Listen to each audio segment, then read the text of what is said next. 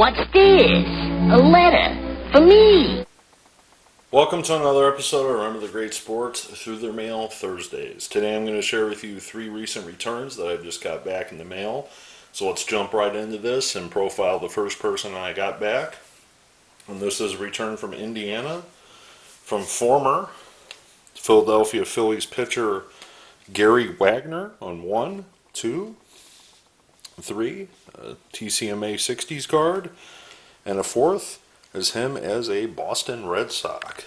So let me tell you about Gary Wagner and his career in baseball. Wagner, a native of Bridgeport, Illinois, graduated from Bridgeport High School in Illinois and then later attended Eastern Illinois University. He was signed as a free agent by the Phillies in 1962. After signing with the Phillies his first year in 1962, Wagner would be assigned to their Class D affiliate, where he would appear in 22 games, posting a 7.9 record with a 3.49 ERA. The following year in 1963, they promoted him to Single A, where he posted a 15-13 record, starting 27 games, appearing in 33, and posting a 3.90 ERA.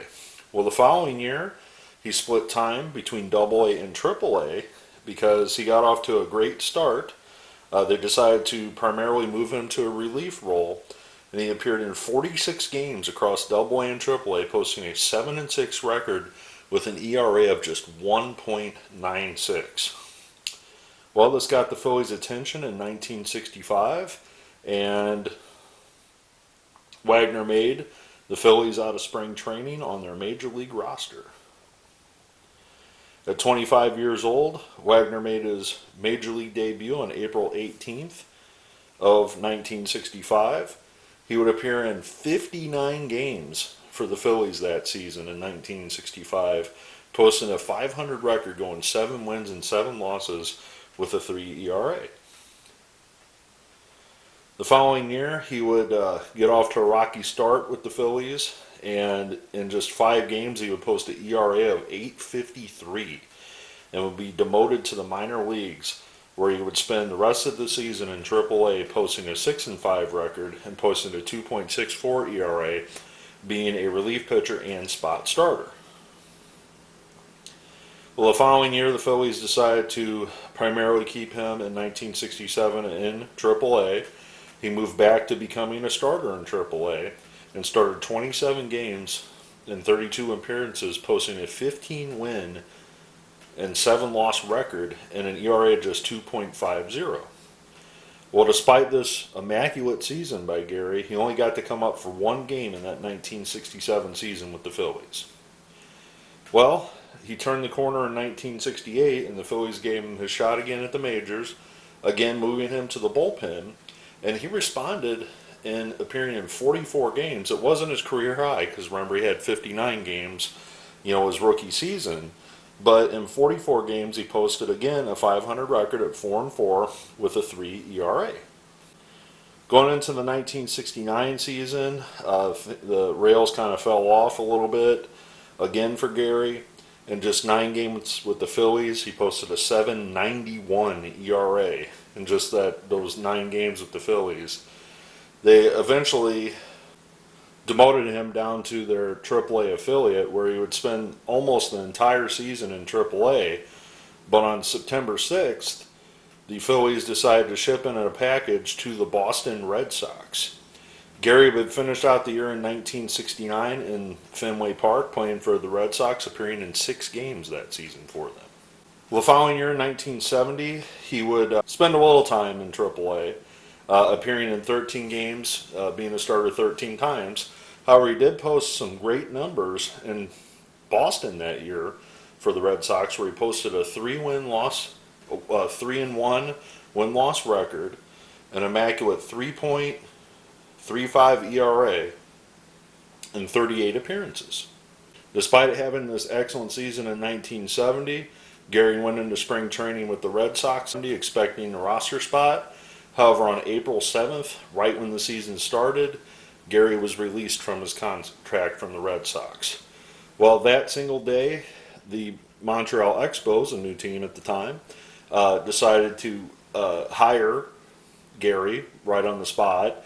And from April 7th to May 26th, Gary is with the Expos.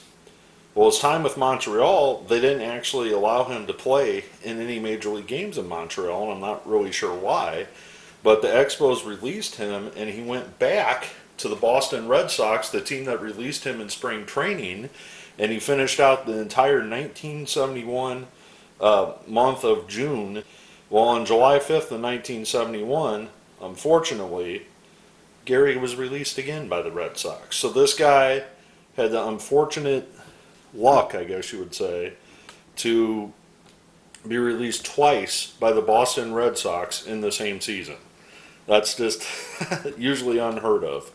But so after Gary was done with baseball, that was his last season in baseball, and it's unfortunate because he actually did not have horrible numbers for kind of being forced to retire at the age of 30. I mean, overall, he appeared in 162 games. He had a 3.70 ERA. I mean, that's not bad at all for a relief pitcher, at the age of 30. But unfortunately, the road came to an end for him. And after he was let go by the Red Sox, he relocated to Indiana, started a new life and a family. And it says that he's still an avid golfer to this day in the Indiana hometown that he lives in. So, very neat profile on Mr. Wagner. Again, like I said, in those 162 games, you would have thought he had a few more in him, but maybe there was an arm injury or something that I'm unaware of that kind of forced his retirement. You just never know. So thank you, Mr. Wagner, and we'll move on to the next one. Okay, this next one is postmarked from Baton Rouge, Louisiana, and it is a return from Terry Fox on a Phillies card, a second Phillies card, and two box cards from the 1960s. Let me center that a little bit better for you. So let me tell you about Terry Fox and his career in baseball. Terry Fox, also an Illinois native, attended Thornton Township High School in Harvey, Illinois. He actually signed to play in a semi-pro league, or I guess a unaffiliated minor league, down in Louisiana for the New Iberia Pelicans of the Evangeline League. And he was discovered by the Milwaukee Braves and was sold from that league to the Braves. Well, after he was signed by the Braves, he was just 20 years old, and he started the season out in their single A affiliate. He wound up splitting time in that 1956 season between single A and double A, and he posted a 5-win, 14-loss record in 37 games. The following year, in 1957, he would post an 11-win and 14-loss record in 35 games for the Braves double A affiliate. 1958 would be more of the same. He would win 11 games. He would appear in 37 of them and posted a 3.18 ERA. 1959 rolled around, he was promoted to AAA, and this is where things came together. The Braves decided to move him primarily to the bullpen, and in 42 appearances in 1959 in AAA, he posted a 9-win, 3-loss record with a 2.70 ERA. The next year in 1960, he started the year out as well in the Braves AAA affiliate, and he posted a 12-9 record in 53 appearances with a 3.07 ERA. Well, the Braves took notice, and on September 4th, 1960, the 25-year-old Terry Fox made his major league debut. In 1960, he would spend just 5 games with the Braves, finishing out the season posting a 4.32 ERA with a 0-0 record. Well, during that offseason, the Milwaukee Braves on December 7th, 1960, traded Terry along with Dick Brown, Bill Bruton, and Chuck Cottier to the Detroit Tigers for veteran Frank Bowling, and also a minor leaguer. So Terry went to the Tigers for Frank Bowling, who was a long-time, Detroit Tiger infielder, veteran. And Terry responded because Detroit found him in the bullpen. In his first season in 1961 with Detroit, he appeared in 39 games and posted a 1.41 ERA. That's it, 1.41 in those 39 games with a 5-win, 2-loss record. Well, the next year, in 1962, he would spend a little time in the minor leagues, I'm guessing to, injury, but 62 was even better. 1962, his ERA did go up, but his ERA was 1.71, but he appeared in 44 games, posting a 3-1 record. I mean, talk about a lights out reliever, for the Tigers right there. In 44 games, a 1.71 ERA. I mean, that's almost unhittable. 1963 rolled around. He appeared in 46 games this year, and this time his ERA went up to 3.59, but posted an 8-6 win-loss record that year. Well, the next year he appeared in 32 games for the Tigers, posted a 4-3 record and a 3.39 ERA. Well, 1965 rolled around again. Appeared in 42 games for the Tigers, posted a 6-4 record that year in 1965. So far, Terry's, really pitching some good baseball at this point in his career. In 1966, Terry got off to a rocky start with the Tigers at 30 years old. And on May 10th, 1966, the Tigers decided to sell his contract to the Philadelphia Phillies. So that's him with the Phillies right there. Well, his magic didn't come back with the Phillies, and he posted a 4.47 ERA in 36 games, but his record was 3 wins and 2 losses. Well, 1967 rolled around, and Terry did not make the Major League club. Instead, he spent the entire season in AAA. You got to remember this. At this point, this is a 7-year veteran in the major leagues. He accepted his minor league assignment in 1967, posted a 3-0 record, but his ERA ballooned up to 5.23 in AAA, and Terry never got his shot again at the major leagues. Overall, when it was all said and done, Terry had a 29 win and 19 loss record in his career with 59 saves and a 2.99 ERA. He committed just 7 errors in that time in the major leagues, and he retired from the majors a winning pitcher and a person with an ERA under 3. I mean, you would have thought during the era of expansion with the Expos coming in and some other teams like that, you would have thought somebody like that might have used his services. From there, ironically, after his playing career, Fox retired to, remember where I said this originally, Louisiana and New Iberia, and that's where he still lives to this day, enjoying his retirement in New Iberia, Louisiana. So I want to thank Mr. Fox, who was one of the lights-out relievers for the Detroit Tigers in the 1960s, and we'll move on to the last return.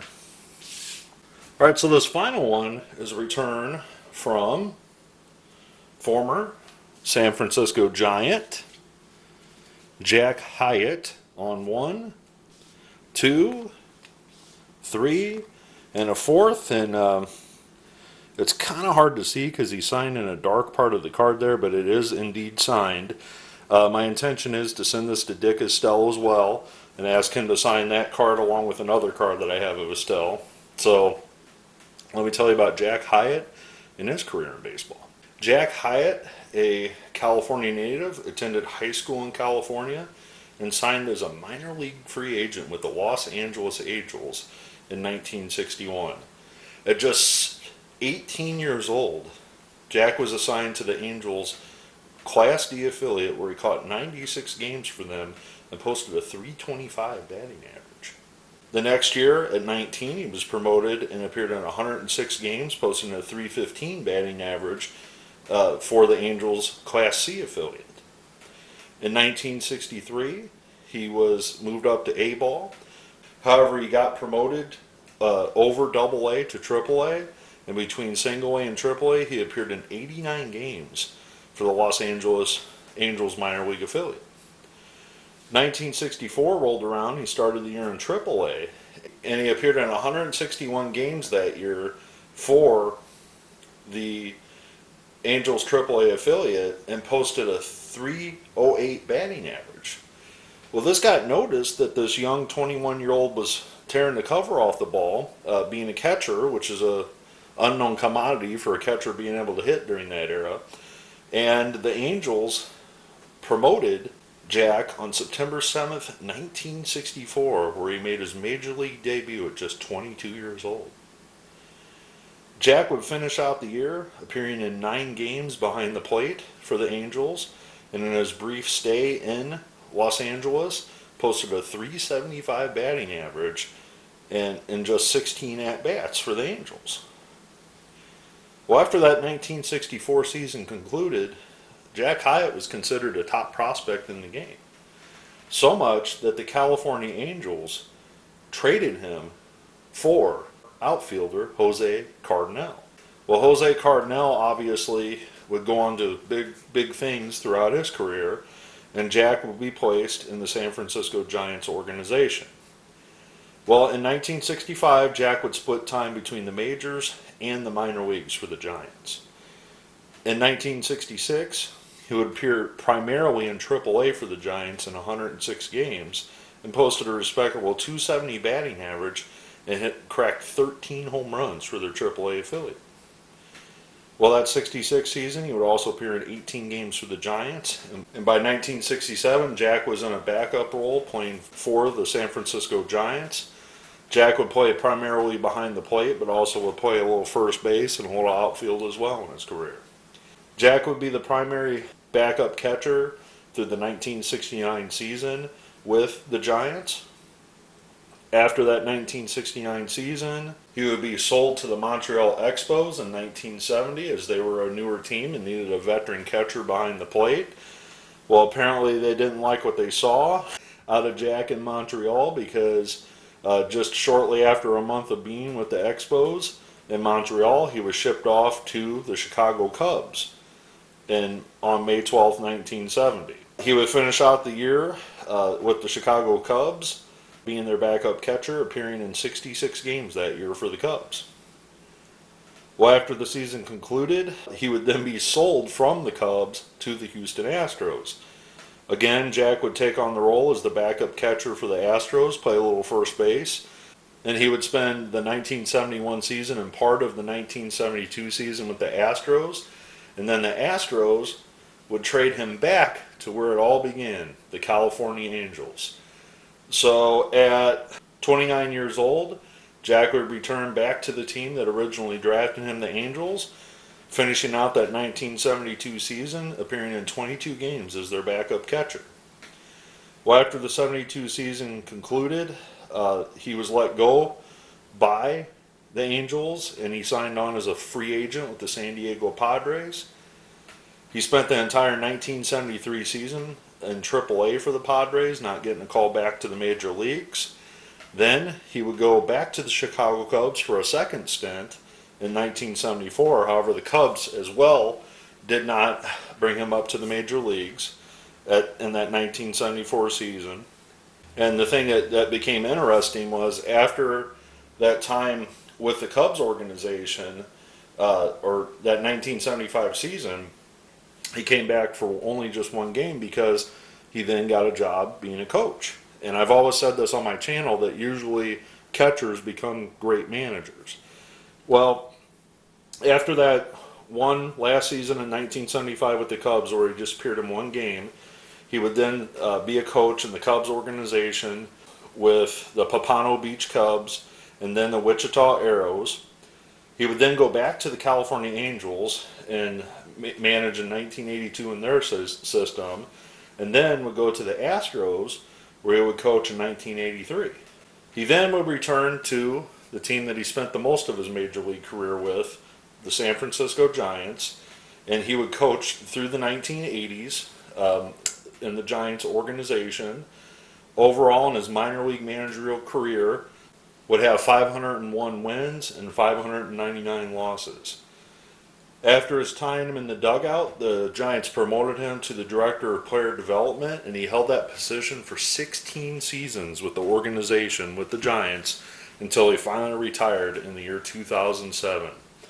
So Jack had the opportunity to be in baseball from the time that he was 18 years old in the 1950s all the way through 2007. So again, as I've profiled many times before on this channel, this was again one of those lifetime baseball guys. One of those guys that spent an entire career in baseball. So I want to thank Mr. Hiatt for signing. I want to thank the great Terry Fox, one of the best relievers the Detroit Tigers had during the 1960s. I also want to thank Mr. Gary Wagner for signing my cards. I absolutely love these TCMA 60s cards. They're always great to add to the collection. I hope you learned a little bit about some guys that you may not have known about from the 1960s. I also hope to get Dick Estelle to sign that in the near future, so hopefully I'll be profiling him really soon. Thank you for your time, for taking the time to watch, and as always, happy collecting.